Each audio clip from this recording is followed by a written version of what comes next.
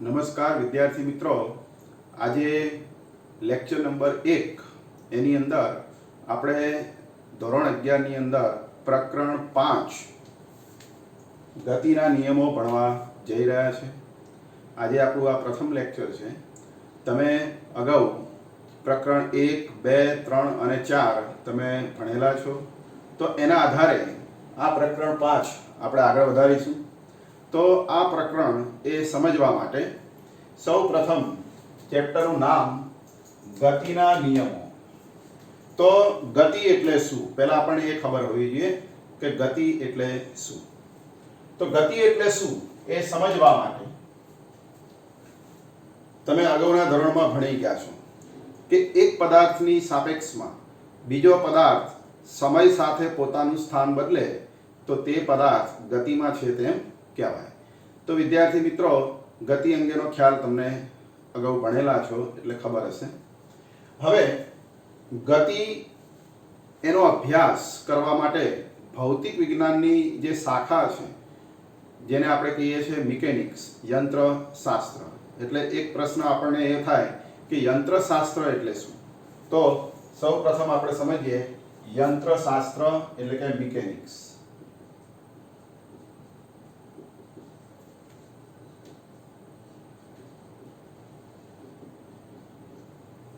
તો યંત્રશાસ્ત્ર એટલે શું?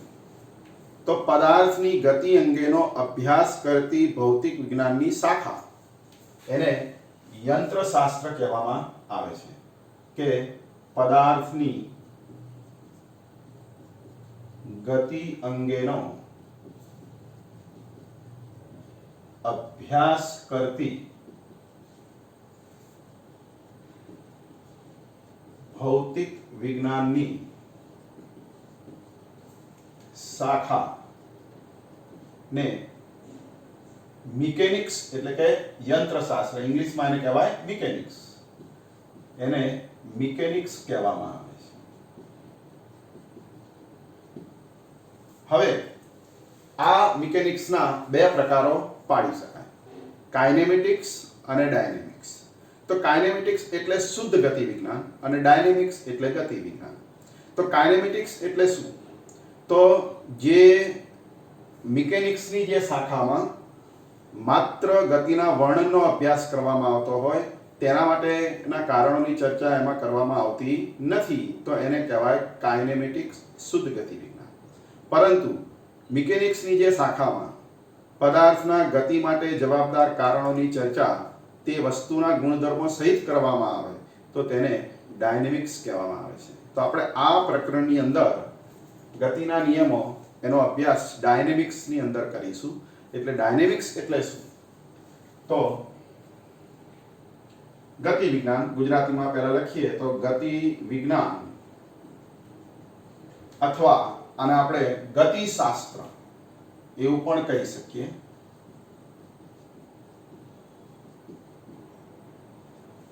એને ડાયનેમિક્સ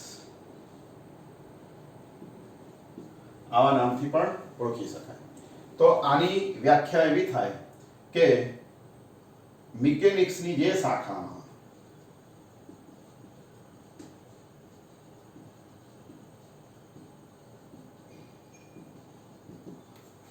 ગતિ માટે જવાબદાર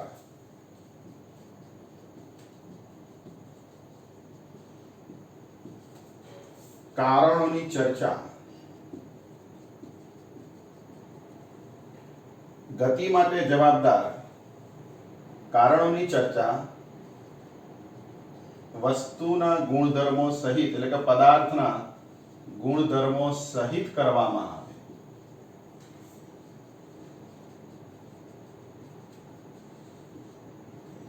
તો તેને ડાયનેમિક્સ કહે છે. તો વિદ્યાર્થી મિત્રો, આપણે ગતિ માટે જવાબદાર કારણોની ચર્ચા આ પ્રકરણમાં કરવાના છે. તો એના માટે તમે અગાઉના ચેપ્ટરમાં ભણી ગયા છો કે ગતિ બે પ્રકારની, નિયમિત ગતિ અને અનિયમિત ગતિ. નિયમિત ગતિમાં તમે વેગનો અભ્યાસ કર્યો, એટલે કે વેગના ખ્યાલો સ્પષ્ટ કર્યા. અનિયમિત ગતિમાં તમે પ્રવેગના ખ્યાલો સ્પષ્ટ કર્યા, એટલે કે પ્રવેગ વિશે ભણ્યા કે વેગ એટલે પદાર્થે એકમ સમયમાં કાપેલું અંતર અને પ્રવેગ એટલે પદાર્થના વેગમાં થતા ફેરફારનો સમયદર. તો આવી બે રાશિઓ વેગ અને પ્રવેગ તમે અગાઉના 3 અને 4 નંબરના પ્રકરણમાં ભણ્યા હશો. હવે આપણે આ પ્રકરણની અંદર કે પદાર્થ ગતિ કરતો હોય તો એ ગતિનું નિયંત્રણ કેવી રીતે થાય એ માટેનો અભ્યાસ એટલે કે ગતિના નિયમો એ આપણે આ ચેપ્ટરમાં ભણવાના છે. તો સૌપ્રથમ આપણે ગતિ માટે જવાબદાર બાહ્ય પરિબળો એની ચર્ચા કરીએ કે ગતિ માટે જવાબદાર બાહ્ય પરિબળો.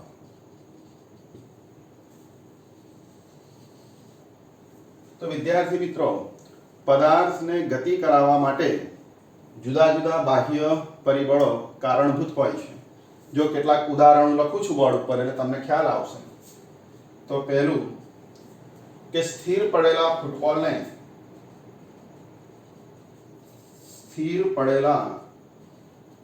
ફૂટબોલને ખસેડવા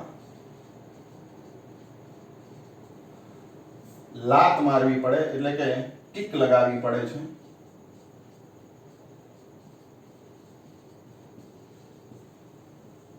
બીજા નંબરે બીજું ઉદાહરણ આપીએ કે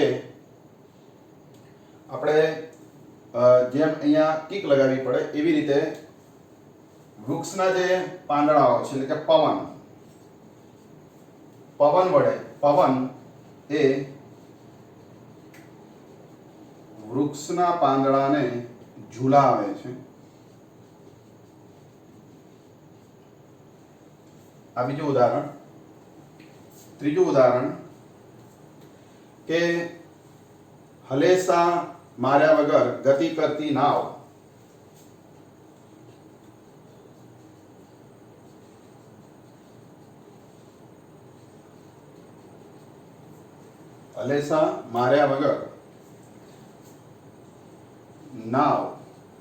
એ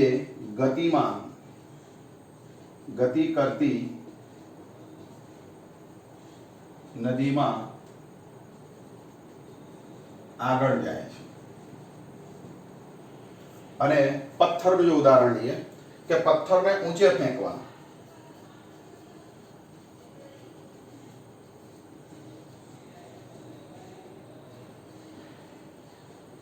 ધકેલવો પડે છે. તો વિદ્યાર્થી મિત્રો, આ ચારેય ઉદાહરણની અંદર ગતિ માટે જવાબદાર બાહ્ય પરિબળો છે. તો તમે જોઈ શકો છો કે અહીંયા બાહ્ય પરિબળ સ્થિર પડેલા ફૂટબોલને ખસેડવા કિક લગાવવી પડે છે. તો આપણે જે કિક લગાવીએ છીએ એ બાહ્ય પરિબળ છે. ફૂટબોલને ગતિ આપવા, ફૂટબોલ એ પદાર્થ છે અને એને ગતિ આપવા કિક એ બાહ્ય પરિબળ છે. એટલે કે આપણો પગ વડે જો કિક મારીએ તો પગ એ બાહ્ય પરિબળ. એટલે કે પછી બીજા નંબરે અહીંયા વૃક્ષ છે એ પદાર્થ ગણાય, વૃક્ષના પાંદડા એ પદાર્થ ગણાય અને પવન એ બાહ્ય પરિબળ થયું. તો આ બાહ્ય પરિબળ વૃક્ષના પાંદડાને ગતિ કરાવે છે, ઝુલાવે છે. એવી રીતે અહીંયા નાવ છે એ પદાર્થ થયો અને ગતિ કરતી જે નદી છે એ બાહ્ય પરિબળ થયું. તો નાવને આ નદી એટલે કે ગતિ કરતી નદી એ આપણે ગતિ કરાવે છે, મતલબ બાહ્ય પરિબળ છે. એવી રીતે પથ્થરને ઊંચે ફેંકવા ધકેલવો પડે છે. તો એમાં પથ્થર એ પદાર્થ થયો અને એને ધકેલવો પડે છે હાથ વડે, તો એ હાથ આપણો બાહ્ય પરિબળ થયો. તો વિદ્યાર્થી મિત્રો, આ બધા જ ઉદાહરણ આપણને એવું દર્શાવે છે કે સ્થિર પદાર્થને ગતિમાં લાવવા બાહ્ય પરિબળ જરૂરી છે. એટલે કે સ્થિર પદાર્થને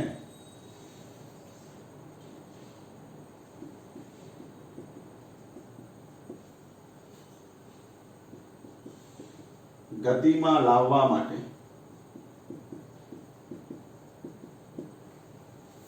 બાહ્ય બળ એટલે કે બાહ્ય પરિબળ, બીજા અર્થમાં કહીએ કે બાહ્ય પરિબળ જરૂરી છે। બાહ્ય પરિબળ એટલે બાહ્ય બળ। હવે વિદ્યાર્થી મિત્રો આનાથી ઉલટું વિચારીએ કે પદાર્થ ગતિમાં હોય તો એની ગતિ અટકાવવા માટે અથવા તો એને સ્થિર કરવા પણ બાહ્ય બળ જરૂરી છે। પદાર્થને ગતિ કરતો અટકાવવા અને પદાર્થની ગતિ ઓછી કરવા એટલે કે ઘટાડવા માટે પણ આવા બાહ્ય બળની જરૂર પડે છે। તો વિદ્યાર્થી મિત્રો આ બધી જ ચર્ચાનો સાર એવો થાય કે સ્થિર પદાર્થને ગતિમાં લાવવા અથવા ગતિમાન પદાર્થને અટકાવવા અથવા તો એની ગતિ ઓછી કરવા બાહ્ય બળ જરૂરી છે।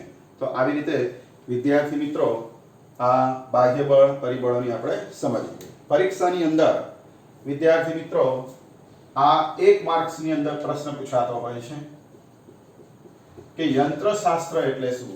વેરી શોર્ટ ક્વેશ્ચનમાં આવો પ્રશ્ન પૂછાતો હોય છે કે યંત્રશાસ્ત્ર એટલે શું। તો તમારે આ એનો જવાબ એક જ લાઈનમાં આ જવાબ લખવાનો કે પદાર્થની ગતિ અંગેનો અભ્યાસ કરતી ભૌતિક વિજ્ઞાનની શાખા। બીજો પ્રશ્ન આવો પૂછાય કે ડાયનેમિક્સ એટલે શું 1 માર્ક્સની અંદર। તો તમારે આ રીતે એનો જવાબ લખવાનો। 2 માર્ક્સમાં આ પ્રશ્ન 2 માર્ક્સમાં પૂછાય ગતિ માટે જવાબદાર બાહ્ય પરિબળો સમજાવો 2 માર્ક્સની અંદર। તો તમારે આવા 4 ઉદાહરણમાંથી કોઈ પણ 2 અથવા 3 ઉદાહરણ લખી અને તેના પરથી આ 2 મુદ્દાઓ લખવાના। તો આવી રીતે આ પ્રશ્ન 2 માર્ક્સમાં પૂછી શકે। હવે આપણા બળ જે છે એ 2 પ્રકારના હોય સંપર્ક બળ અને ક્ષેત્ર બળ। એટલે કે આ ઉદાહરણ પરથી આપણે સમજીએ કે સંપર્ક બળ એટલે શું અને એના પછી ક્ષેત્ર બળ એટલે શું। તો બંને વચ્ચેનો ડિફરન્સ। તો હવે આપણે સમજીએ સંપર્ક બળ। વિદ્યાર્થી મિત્રો કે સંપર્ક બળ એટલે કે બાહ્ય પરિબળ એ પદાર્થના સંપર્કમાં આવીને જો બળ લગાડે તો એને સંપર્ક બળ કહેવાય। જો આ ઉદાહરણમાં જુઓ કે આ બાહ્ય પરિબળ કિક એ ફૂટબોલ એ પદાર્થ છે તો આ કિક એ ફૂટબોલના સંપર્કમાં આવીને લાગે છે, દૂરથી લાગતી નથી કિક, એટલે આને સંપર્ક બળ કહેવાય કિક। એવી રીતે પવન છે એ વૃક્ષના પાંદડાને ઝુલાવે છે તો વૃક્ષના જે પાંદડા છે એ પવનના સંપર્કમાં આવે છે ત્યારે તેને ઝુલાવી શકે છે, એટલે પવન છે એ સંપર્ક બળ કહેવાય। એટલે કે સંપર્ક બાહ્ય બળ કહેવાય। એવી રીતે આ જે નાવ છે એ નદીમાં ગતિ કરે છે તો નદી દ્વારા જે બાહ્ય બળ લાગે છે એ સંપર્ક બળ કહેવાય। નદીના સંપર્કમાં નાવ આવે તો જ બળ લાગે, એટલે નદીમાં જે નાવની ગતિ છે એમાં નદી વડે લાગતું બળ એ સંપર્ક બળ છે। એવી રીતે પથ્થર એને ધકેલવો પડે છે તો એ પણ પથ્થરના સંપર્કમાં આપણે આવીએ એટલે કે હાથ એના સંપર્કમાં આવે તો જ એ ઊંચે જાય, એટલે એને કહેવાય કે સંપર્ક બળ। તો આ બધા જ ઉદાહરણ એ સંપર્ક બળના ઉદાહરણ છે। પણ પદાર્થના સંપર્કમાં આવ્યા વગર જો દૂરથી પદાર્થ પર બળ લગાડવામાં આવે તો એને ક્ષેત્ર બળ કહેવામાં આવે છે। તો હવે ક્ષેત્ર બળ કોને કહેવાય? તો ક્ષેત્ર બળ એટલે બાહ્ય પરિબળ પદાર્થના સંપર્કમાં આવ્યા વગર દૂરથી બળ લગાડે તો તેને ક્ષેત્ર બળ કહેવામાં આવે છે। એટલે કે બાહ્ય પરિબળ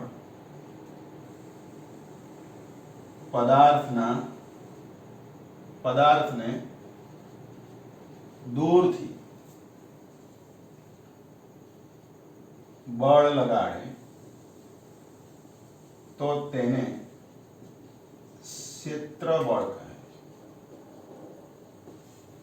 તો વિદ્યાર્થી મિત્રો કે ક્ષેત્રબળ એના મારે ઉદાહરણ આપવા હોય તો આપણે બે ઉદાહરણ આપી શકીએ. તો હવે એની ચર્ચા કરીએ. ક્ષેત્રબળ.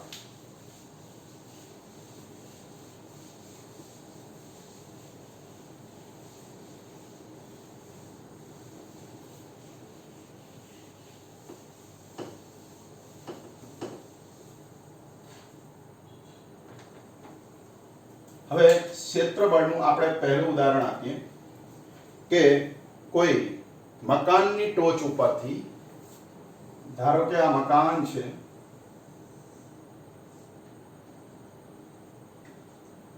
અને એની ટોચ ઉપરથી ધારો કે કોઈ એક વ્યક્તિ પથ્થર અથવા એક નાનો ટુકડો એનું મુક્ત પતન કરે છે.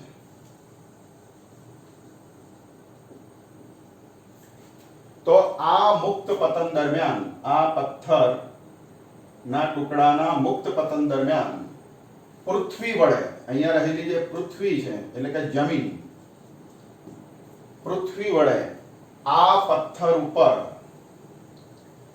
ગુરુત્વાકર્ષી બળ લાગશે.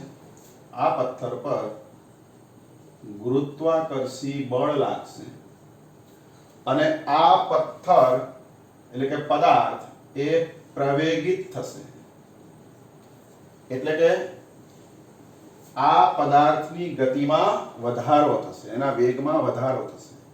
તો અહીંયા પૃથ્વી પથ્થરના સંપર્કમાં આવ્યા વગર દૂરથી પથ્થરને ગુરુત્વાકર્ષી બળ વડે પ્રવેગિત કરે છે, આકર્ષે છે. તો અહીંયા ગુરુત્વાકર્ષી બળ એને આપણે કહીશું ક્ષેત્રબળ. તો વિદ્યાર્થી મિત્રો, આવા બળને ક્ષેત્રબળ કહેવાય. બીજું ઉદાહરણ, આ પહેલું ઉદાહરણ હતું કે ગુરુત્વાકર્ષી બળ એ ક્ષેત્રબળ છે. એવી રીતે બીજું ઉદાહરણ, ધારો કે આ કોઈ ચુંબક છે, ગજ્યો ચુંબક, જેના બે ધ્રુવ છે, ઉત્તર ધ્રુવ અને દક્ષિણ ધ્રુવ. આ ગજ્યા ચુંબકની નજીક જો કોઈ લોખંડનો ટુકડો અથવા ખીલી મૂકવામાં આવે, લોખંડની ખીલી લઈએ આપણે, તો લોખંડની ખીલી અહીંયા જો મૂકવામાં આવે તો આ લોખંડની ખીલી ચુંબક વડે આકર્ષાય છે. કારણ કે ચુંબકનું ચુંબકીય બળ આ લોખંડની ખીલી પર બળ લગાડે છે. એટલે કે ચુંબક લોખંડની ખીલીના સંપર્કમાં આવ્યા વગર દૂરથી બળ લગાડે છે. એટલે અહીંયા જે ચુંબકીય બળ લાગે છે ખીલી પર ચુંબક વડે, એ ચુંબકીય બળ એ ક્ષેત્રબળ છે.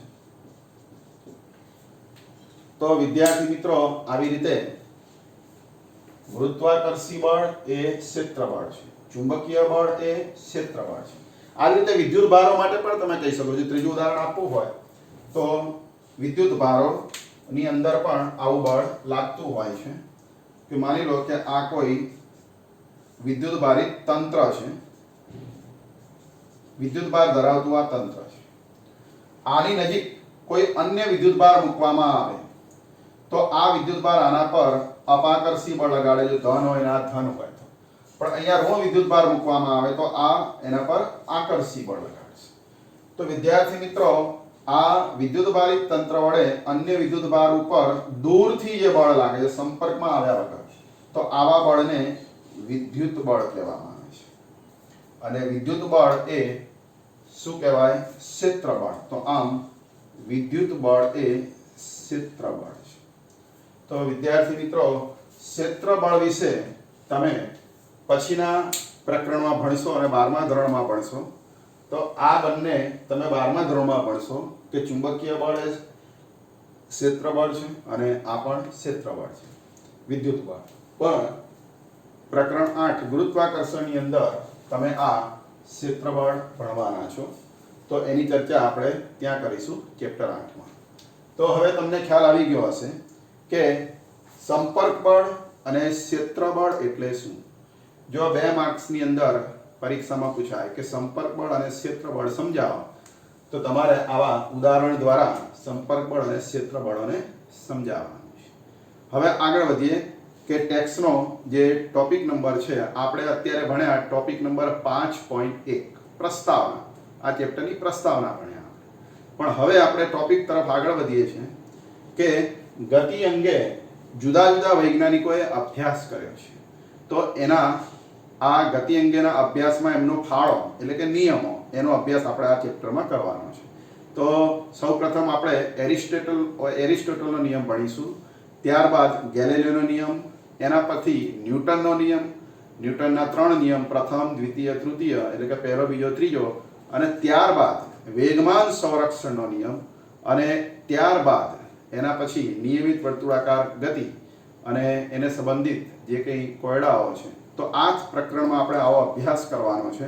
તો સૌપ્રથમ ગતિ અંગેનો એરિસ્ટોટલનો જે અભ્યાસ છે એની આપણે ચર્ચા કરીએ. ટોપિક નંબર 5.2 ટેક્સ્ટની અંદર તમે જોડે વિદ્યાર્થી મિત્રો ટેક્સ્ટ બુક રાખશો તો તમને ખૂબ મજા આવશે.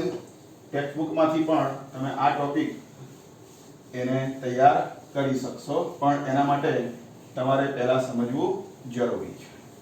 તો ટેક્સ્ટમાં ટોપિક નંબર 5.2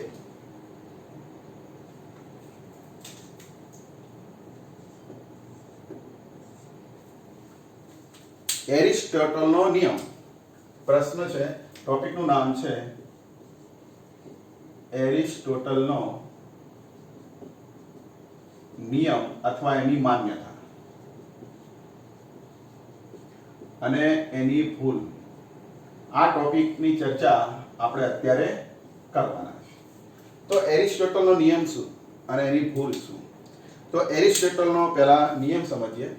પહેલા એરિસ્ટોટલે આજથી 2000 વર્ષ પહેલા એટલે કે ઈસવીસન પૂર્વે 300 અને 400 ની વચ્ચેના ગાળામાં આ ગ્રીસનો જે તત્વચિંતક કહેવાય એરિસ્ટોટલ, એણે ગતિ અંગેનો અભ્યાસ કરેલો અને એને એ અભ્યાસ પરથી એવું સૂચન કરેલું, એવો નિયમ આપેલો કે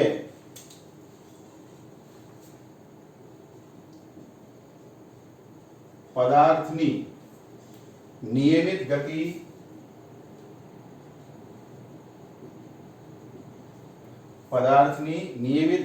ચાલુ રાખવા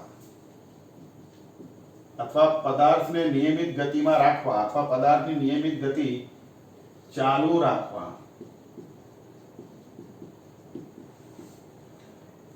બાહ્ય બળ જરૂરી છે, અથવા પદાર્થની નિયમિત ગતિ ચાલુ રાખવા માટે બાહ્ય બળ લગાડવું પડે છે. તો આ એરિસ્ટોટલનો નિયમ હતો. હવે એરિસ્ટોટલનો જે આ નિયમ છે એ નિયમ એમાં આ શબ્દ બહુ અગત્યનો છે કે નિયમિત ગતિ ચાલુ રાખવા બાહ્ય બળ લગાડવું પડે છે. તો આ નિયમને સમજાવવા એરિસ્ટોટલે એવું ઉદાહરણ આપેલું કે કોઈ તીર, ધનુષમાંથી છોડેલું તીર હવામાં ગતિ કરતું હોય ત્યારે તેના પર પાછળના ભાગમાં રહેલી હવા એને સતત બાહ્ય બળ આપે છે, પરંતુ એ માન્યતા એની ભૂલ ભરેલી હતી. હવે એ જે માન્યતા છે એમાં કેમ ભૂલ હતી એ આપણે સમજીએ. એના માટે બીજું એક આપણે ઉદાહરણ લઈએ અને એના દ્વારા એરિસ્ટોટલની જે માન્યતા છે એને સમજવા પ્રયત્ન કરીએ. તો દાખલા તરીકે કોઈ કાર હોય, રમકડાની કાર. ધારો કે આ રમકડાની કાર છે.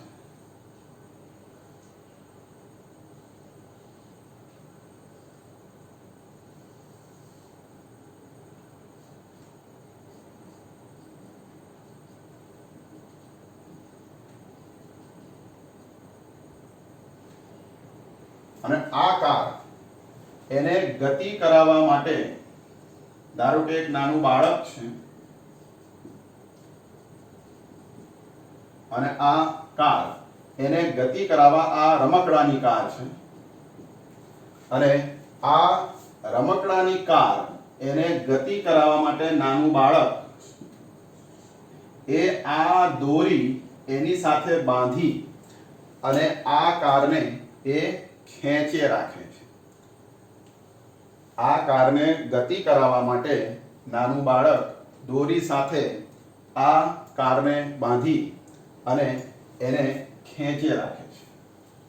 જો આ દોરીને છોડી દે, નાનું બાળક આ દોરીને છોડી દે, તો આ કાર એ સ્થિર થઈ જાય છે, ગતિ કરતી અટકી જાય છે. તો શા માટે? તો તમને ખ્યાલ આવી ગયો હશે કે અહીંયા જમીન વડે આ કાર ઉપર ઘર્ષણ બળ લાગતું હોય છે અને આ ઘર્ષણ બળ એ કારની ગતિનો વિરોધ કરે છે. કારની ગતિ એ જમણી બાજુ થતી હોય તો ઘર્ષણ બળ એની વિરુદ્ધમાં આ ગતિનો વિરોધ કરે અને આ કાર સ્થિર થાય છે. હવે જો આ કારની ગતિ ચાલુ રાખવી હશે તો આ દોરી પર ગતિની દિશામાં, બાળકની ગતિની દિશામાં દોરી પર બળ લગાડવું પડશે. એટલે કે આ ઘર્ષણ બળનો સામનો કરી શકે તેટલું આ દોરી પર બાહ્ય બળ લગાડવું પડશે.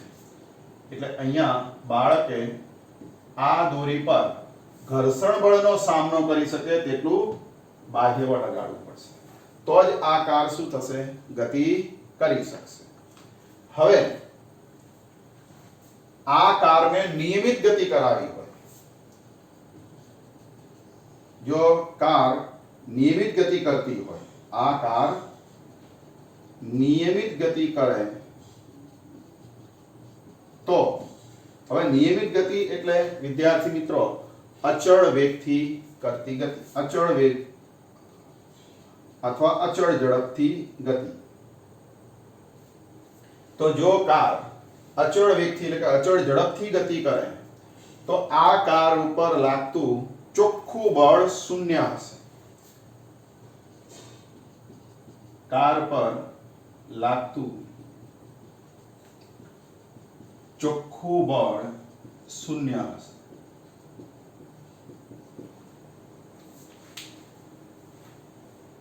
એટલે કે ચોખ્ખું બળ શૂન્ય હશે એનો અર્થ એવો થાય કે આ ઘર્ષણ બળ અને બાહ્ય બળ બંને સરખા હશે. એટલે કે ચોખ્ખું બળ શૂન્ય હશે.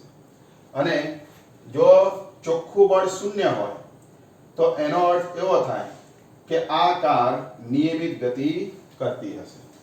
હવે વિદ્યાર્થી મિત્રો કે આ જે કાર છે એ એની નિયમિત ગતિ ચાલુ રાખવા બાહ્ય બળ લગાડવું પડે છે. એરિસ્ટોટલની આવી માન્યતા હતી.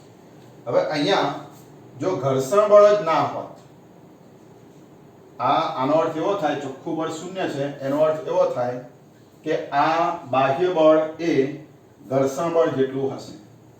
એટલે બાહ્ય બળની જરૂર કેમ પડી? ઘર્ષણ બળના કારણે બાહ્ય બળની જરૂર પડી. પણ જો ઘર્ષણ બળ જ ન હોય, આપણે એવું વિચારીએ કે ઘર્ષણ બળ ન હોત, ઘર્ષણ બળ ન હોત તો આ બાહ્ય બળ એની જરૂર પડી ન હોત. આને નિયમિત ગતિ કરાવવા જો ઘર્ષણ બળ ન હોત તો આને નિયમિત ગતિ કરાવવા માટે બાહ્ય બળની જરૂર પડત નહીં. એટલે કે ઘર્ષણ બળ ન હોત તો નિયમિત ગતિ કરાવવા બાહ્ય બળ જરૂરી નથી. આનો અર્થ એવો થાય ઘર્ષણ બળ ન હોય તો આ બાહ્ય બળની જરૂર નથી નિયમિત ગતિ કરાવવા માટે. યાદ રાખજો, એરિસ્ટોટલે એવું કીધું હતું કે નિયમિત ગતિ ચાલુ રાખવા બાહ્ય બળ જરૂરી છે, બાહ્ય બળ લગાડવું પડે, બાહ્ય બળ જરૂરી છે. પણ ઘર્ષણ બળ ના હોય અને નિયમિત ગતિ કરાવી હોય તો બાહ્ય બળ જરૂરી નથી. એટલે એરિસ્ટોટલની આવી ભૂલ થયેલી કે એને ઘર્ષણ બળને ધ્યાનમાં લીધું નહોતું અને એને આવું સ્ટેટમેન્ટ આપેલું. એટલે ઘર્ષણ બળ ન હોય તો બાહ્ય બળ જરૂરી નથી નિયમિત ગતિ કરાવવા માટે. આ એરિસ્ટોટલની ભૂલ હતી. હવે વિદ્યાર્થી મિત્રો આગળ વધીએ કે વ્યવહારની અંદર, વિશ્વની અંદર ગતિ અવરોધક મુખ્ય બે પ્રકારના બળો પ્રવર્તે છે. ઘન પદાર્થો પર ઘર્ષણ બળ અને જે તરલ પદાર્થો એટલે કે પ્રવાહી અને વાયુ, તરલ પદાર્થો પર શ્યાનતા બળ. તો આવા જે બે બળ છે જે પદાર્થની ગતિને અવરોધે છે, તો વિશ્વની અંદર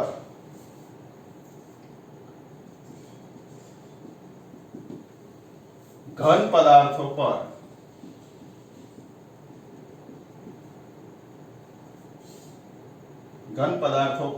ઘર્ષણ બળ ગતિ દરમિયાન લાગતા હોય છે અને તરલ પદાર્થો એટલે કે પ્રવાહી અને વાયુ એમના પર શ્યાનતા બળ આવા બે બળો ગતિ દરમિયાન લાગતા હોય છે. તો ઘન પદાર્થો અને તરલ પદાર્થો એની ગતિ જો આપણે ચાલુ રાખવી હોય, એને નિયમિત ગતિ કરાવવી હોય અને એની ગતિ ચાલુ રાખવી હોય તો આ જે બાહ્ય બળો છે, આ અવરોધક બળો જે છે, આ ઘર્ષણ બળ અને શ્યાનતા બળ એ અવરોધક બળ કહેવાય. એ બળનો સામનો કરે એટલું બાહ્ય બળ લગાડવું પડે છે. એટલે કે વિશ્વની અંદર જ્યારે આવા ઘન પદાર્થ અને તરલ પદાર્થોની આપણે વાત કરીએ ત્યારે ઘર્ષણ બળ અને શ્યાનતા બળ આવા અવરોધક બળો લાગતા હોય છે અને એનો સામનો કરી શકે એટલું જો આપણે બાહ્ય બળ લગાડીએ તો પદાર્થની નિયમિત ગતિ આપણે કરાવી શકીએ છીએ. એટલે આવા બળો લાગતા હોય છે. પરંતુ આ જે બળ લગાડવું પડે છે નિયમિત ગતિ કરાવવા, આ અવરોધક બળની વિરુદ્ધ એને એટલે કે આવું જે બળ છે એને એરિસ્ટોટલે એક કુદરતનો નિયમ સમજી લીધો. આ એક વ્યવહારમાં લાગતું બળ છે અને એને એરિસ્ટોટલે એ કુદરતનો નિયમ છે એવું માની લીધું અને આવો નિયમ આપ્યો જે ભૂલ ભરેલો હતો. તો હવે આ એરિસ્ટોટલની જે માન્યતા છે એ ભૂલ ભરેલી હતી, તો એમાં સુધારો કરી અને ગેલેલિયો નામના વૈજ્ઞાનિકે નવો જે નિયમ આપ્યો એ નિયમની ચર્ચા આપણે પછી કરીશું નેક્સ્ટ લેક્ચરમાં, અને એના પરથી ન્યૂટનનો નિયમ એની ચર્ચા પણ આપણે નેક્સ્ટ લેક્ચરમાં કરીશું. તો વિદ્યાર્થી મિત્રો, તમે આજના લેક્ચરની અંદર જે કંઈ ભણ્યા કે મિકેનિક્સ એટલે શું, ડાયનેમિક્સ એટલે શું, સંપર્ક બળ એટલે શું, ક્ષેત્ર બળ એટલે શું અને એરિસ્ટોટલનો નિયમ એટલે કે ટોપિક નંબર 5.1 અને 5.2, તો એ ટોપિક તમે આ લેક્ચરને ભણ્યા બાદ ટેક્સ્ટમાંથી એને વાંચજો અને વાંચ્યા બાદ એને સમજીને હું જે PDF મોકલું છું એ PDFની અંદરથી એના જવાબો એક નોટબુક ફિઝિક્સની બનાવવાની અને એ ફિઝિક્સની નોટબુકની અંદર તમારે આ પ્રશ્નોના જવાબ લખવાના ટેક્સ્ટ બુકમાંથી અથવા તો હું જે PDF મોકલું છું એમાંથી, અને એને તૈયાર કરશો તો જે આવનારી પરીક્ષા છે નેક્સ્ટ યુનિટ ટેસ્ટ એમાં તમે સારી રીતે એ પ્રશ્નોના જવાબ લખી શકશો. તો મારો પરિચય આપી દઉં, DG પટેલ, અને ફિઝિક્સ એ ઘણા વર્ષોથી આપણે ગુરુકુલ સ્કૂલની અંદર ભણાવી રહ્યો છું. તો તમે આ જે કંઈ ચેપ્ટર હું ભણાવીશ એની નોટ અલગથી બનાવજો અને નિયમિત જો કામ કરશો, ભૌતિક વિજ્ઞાન વિષય ખૂબ સહેલો છે પણ એને નિયમિત એનો અભ્યાસ કરવો પડે છે, કન્સિસ્ટન્સી જાળવવી પડે છે. આજે ભણ્યા 2 દિવસ ન ભણ્યા, પાછું ભણ્યા ન ભણ્યા તો તમે આ જે પ્રકરણ છે ફિઝિક્સ છે એને તમે સારી રીતે તૈયાર કરી શકશો નહીં.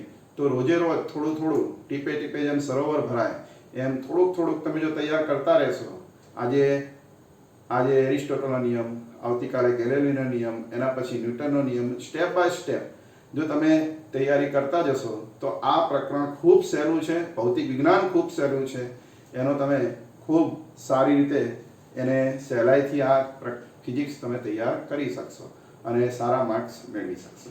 તો વિદ્યાર્થી મિત્રો, આજના લેક્ચરમાં આપણે આટલું રહેવા દઈએ છીએ.